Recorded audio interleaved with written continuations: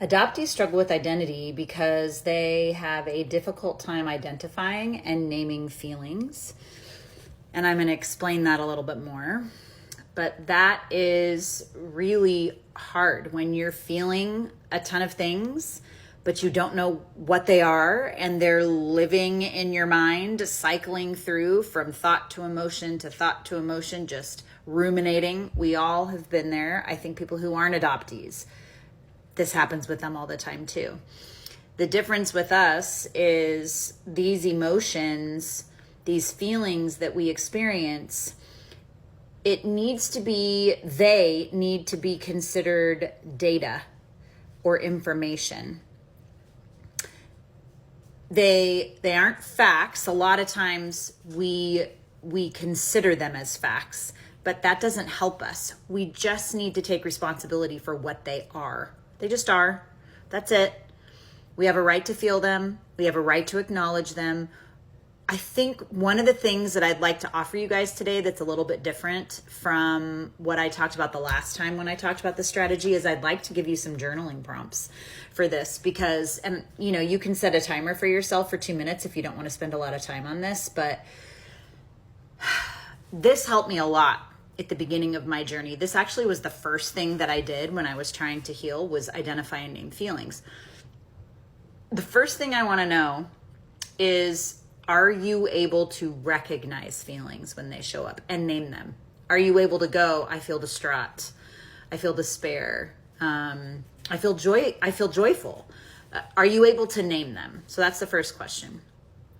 The second one is, were you actually allowed to feel growing up? Or potentially told that your feelings didn't matter, or that they were ridiculous, or to go to your room when you felt because you needed to process through your emotions, when we don't know how to do that. That's why we need adults. So were you allowed to feel, or were you told something else about feelings? So that's the second question. And the third is, how did your family suppress or express feelings? How? Because that's where you learned it from. And then the last question is, what is your general impression of feelings?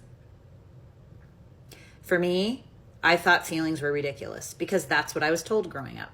So feeling didn't really have a lot of impact on me, meaning I numbed it out. I didn't allow myself to feel.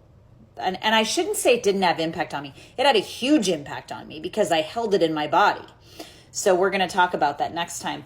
The other thing that I think is really important here is that one of the core issues we experience in this area is grief.